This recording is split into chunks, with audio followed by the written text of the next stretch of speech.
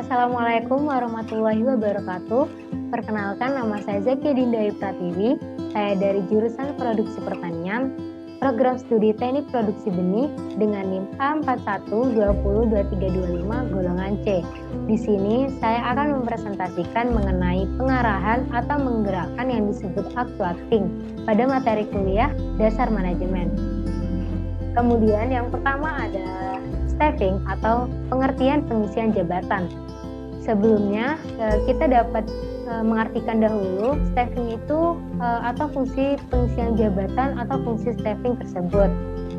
Mungkin bisa terdiri dari pengadaan karyawan, penarikan karyawan, seleksi karyawan, penempatan karyawan, dan pemberhentian karyawan. Kemudian yang pertama ada pengadaan karyawan. Pengertian ini yaitu proses penarikan, seleksi, penempatan, orientasi, dan induksi untuk mendapatkan karyawan baik dari kualitas maupun kuantitasnya sesuai dengan kebutuhan dari perusahaan tersebut. Kemudian untuk mendapatkan karyawan yang baik harus dilakukan dengan cara analisis jabatan atau job analysis, kemudian menguraikan pekerjaan atau job description, dan spesifikasi pekerjaan atau job specification. Kemudian ada penarikan karyawan atau bisa disebut recruiting, kegiatan mencari atau menetapkan sumber tenaga kerja yang diperlukan dan mempengaruhi atau cara penarikan melalui iklan tenaga kerja agar mau melamar pekerjaan yang masih kosong pada perusahaan tersebut. Sumber karyawan di sini bisa bersumber dari dua hal, yaitu yang pertama ada sumber internal, yaitu melalui karyawan yang telah ada atau baik karena rotasi atau promosi dari perusahaan. Kemudian yang kedua ada sumber eksternal, yaitu karyawan yang ditarik dari luar perusahaan atau dari perusahaan lain. Kemudian pada seleksi karyawan atau kegiatan pemilihan dan penentuan pelamar pekerja yang diterima atau yang ditolak untuk menjadi karyawan perusahaan. Pada prosedur seleksi ini, seleksi surat lamaran, pemeriksaan referensi, wawancara pendahuluan, seleksi ilmu pengetahuan, ada tes psikotes, kemudian tes kesehatan, wawancara dengan atasan, dan keputusan diterima atau ditolaknya seorang pelamar tersebut. Kemudian ada tingkat-tingkat seleksi. Tingkat-tingkat seleksi ini ada seleksi pertama, seleksi kedua, dan seleksi ketiga.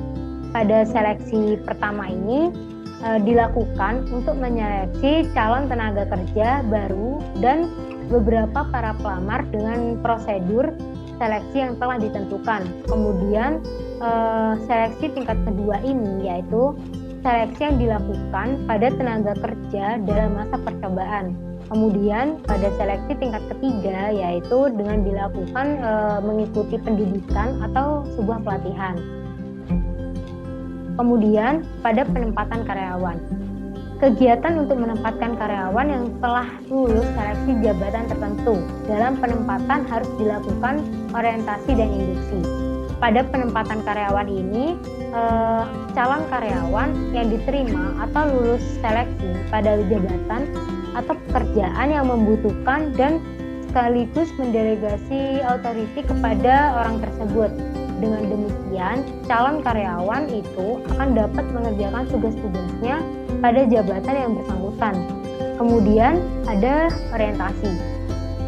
Orientasi ini memberitahukan karyawan baru tentang hak dan kewajibannya, tugas dan tanggung jawabnya, dan peraturan perusahaan. Tujuannya supaya karyawan ini merasa dirinya telah diterima dalam lingkungan perusahaan tersebut.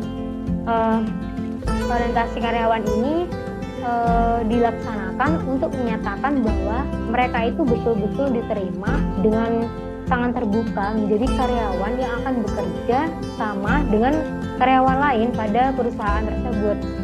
Dengan orientasi ini dapat diatasi keraguan-keraguan dan timbul rasa tidak percaya diri dari karyawan tersebut dalam melakukan pekerjaannya. Kemudian orientasi ini dapat dilakukan oleh manajer personalia atau atasan langsung karyawan yang bersangkutan. Kemudian ada induksi karyawan. Kegiatan ini untuk mempengaruhi tingkah laku karyawan baru yang telah ditempatkan agar ia menaati peraturan dan norma dari perusahaan tersebut.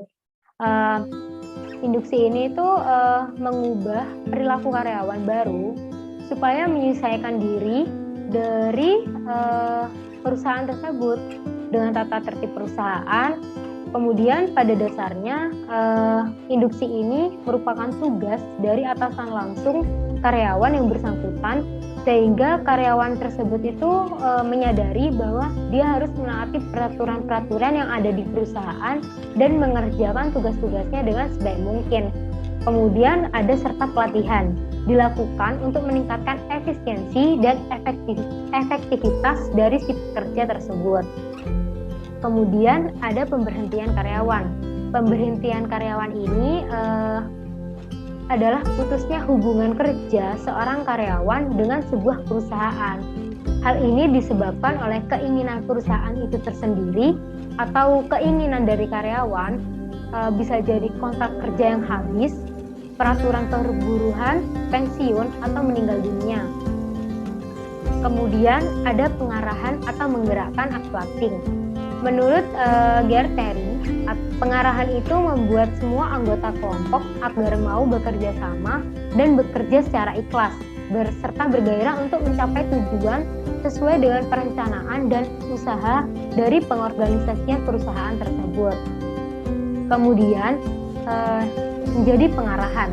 Kegiatan ini dilakukan oleh pemimpin untuk membimbing, menggerakkan, mengatur segala kegiatan yang telah diberi tugas dalam melaksanakan suatu kegiatan usaha dalam sebuah perusahaan. Kemudian pada pokok permasalahan yang dipelajari pada fungsi pengarahan, yaitu yang pertama adalah tingkah laku manusia. Kebutuhan karyawan selain gaji dan kompensasi yang sesuai, perlakuan yang manusiawi terhadap karyawan dapat mendorong peningkatan produktivitas kerja.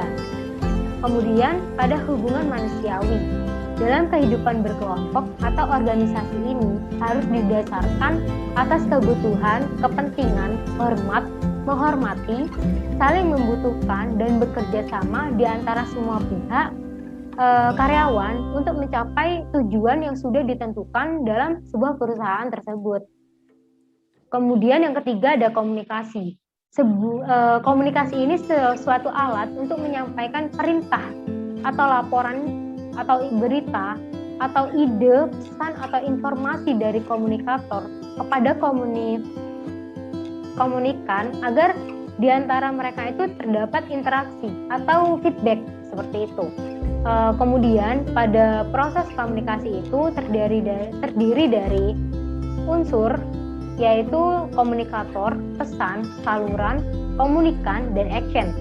Kemudian yang kedua ada lambang, yaitu suara, tulisan, warna, dan lain-lain. Kemudian ada kepemimpinan.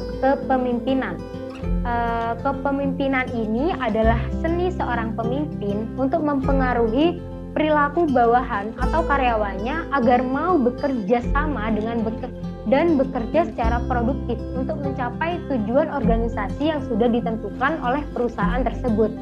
Kemudian fungsi dari pemimpin itu sendiri yaitu yang pertama, pengambilan keputusan dan merealisasikan keputusan yang sudah ditentukan tersebut. Kemudian yang kedua, ada pendelegasian wewenang dan pembagian kerja.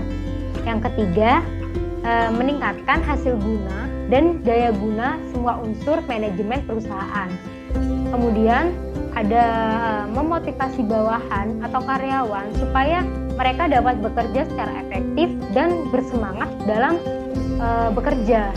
Kemudian ada mengembangkan imajinasi, kreativitas, dan loyalitas. Selanjutnya ada pemrakarsa, penggiatan, dan pengendalian rencana. Kemudian mengkoordinasi kegiatan dari bawahan dan penilaian prestasi atau memberi penghargaan atau reward dan sanksi atau punishment kepada bawahan atau karyawan tersebut. Kemudian pengembangan bawahan melalui pendidikan bisa melalui dari pelatihan. Kemudian ada memelihara aktivitas perusahaan dan bertanggung jawab penuh atas tindakan kepada pemilik, pemerintah, dan bawahan. Kemudian memberikan kompensasi, ketenangan, kesejahteraan pada karyawan, dan lain-lain. Selanjutnya ada unsur-unsur kepemimpinan. Di sini pemimpin, bawahan, organisasi, tujuan dan lingkungan internal, yaitu dan eksternal perusahaan. Kemudian gaya atau tipe kepemimpinan menurut Melayu SP Hasibuan, yaitu yang pertama kepemimpinan otoriter. Jika seorang pemimpin menganut sistem sentralisasi wewenang, falsafah pemimpin, bawahan itu adalah untuk pemimpin dan menganggap dirinya paling berkuasa, paling pintar, dan paling mampu. Pengarahan ini dilakukan dengan cara instruksi dari pemerintah atau dari perintah. Orientasi kepemimpinan hanya untuk meningkatkan produktivitas kerja karyawan, namun tidak memperhatikan perasaan dan kesejahteraan dari karyawan tersebut. Kemudian yang kedua ada kepemimpinan yang partisipatif. Jika dalam memimpin melakukan secara persuasif, menciptakan kerjasama yang serasi, menumbuhkan loyalitas dan partisipasi bawahan. Pemimpin memotivasi karyawan, pemimpin menetapkan sistem manajemen yang terbuka, dan informasi dan pembinaan kaderisasi mendapat perhatian yang serius. Kemudian ada gaya pemimpin yang delegatif. Jika seorang pemimpin mendelegasikan wewenang kepada bawahannya dengan agak lengkap, sehingga bawahan tersebut itu dapat mengambil keputusan dan kebijakannya dengan agak bebas dalam melakukan pekerjaannya. Kemudian pada karakteristik acting, yang pertama itu ada pervasive function, yaitu pengarahan diterima pada berbagai level organisasi. Setiap manajer menyediakan petunjuk dan inspirasi kepada bawahan atau karyawannya tersebut. Yang kedua ada continuous activity. Maksudnya di sini yaitu pengarahan merupakan bentuk aktivitas yang berkelanjutan sepanjang masa hidup dalam organisasi tersebut. Kemudian ada human factor. Maksudnya adalah pengarahan senantiasa berhubungan dengan bawahan, sehingga akan berkaitan dengan human factor, atau human factor ini yaitu perilaku manusia yang kompleks dan tidak dapat diprediksi. Kemudian ada creative activity. Maksudnya di sini adalah adanya pengarahan akan membantu dan mempermudah dalam mengubah rencana dalam suatu tindakan yang nyata. Tanpa adanya fungsi dari pengarahan ini, seseorang itu menjadi inaktif atau tidak aktif, dan sumber fisik yang dimiliki akan menjadi tidak berarti. Jadi percuma, sama saja gitu. Kemudian ada executive function. Dalam pengertian ini, pengarahan itu dilakukan oleh semua manajer dan eksekutif pada semua level, pada semua jenis organisasi, dan bawahannya itu hanya menerima instruksi dari atasannya. Jadi tidak semena-mena mereka melakukan keputusan atau melakukan kegiatan itu. Jadi harus menunggu instruksi dari atasan, seperti itu. Kemudian di sini ada delegated function. Maksudnya pengarahan ini merupakan satu fungsi manajemen yang langsung berhadapan dengan manusia. Atasan harus dapat mengetahui bahwa perilaku manusia ini merupakan suatu hal yang tidak dapat diprediksi secara alami, sehingga atasan itu harus mengkondisikan perilaku seseorang ke arah tujuan yang diharapkan dari perusahaan tersebut. Kemudian ada tujuan pengarahan atau directing, yaitu yang pertama ada alat motivasi, yang kedua memperkasai aksi, yang ketiga penggunaan sumber daya dengan efisien, yang ketiga coping perubahan, yang keempat mengintegrasikan upaya, yang keenam menyediakan stabilisasi. Cara melakukan pengarahan atau directing yaitu ada enam. Yang pertama orientasi, yang kedua perintah dari atasan, kemudian delegasi wewenang, kemudian ada petunjuk, motivasi, dan mempengaruhi.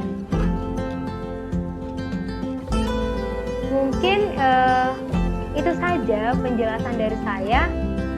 Apabila ada salah kata atau penjelasan yang kurang lengkap, bisa dimaafkan dan bisa ditanyakan di kolom komentar. Jadi terima kasih untuk hari ini. Wassalamualaikum warahmatullahi wabarakatuh.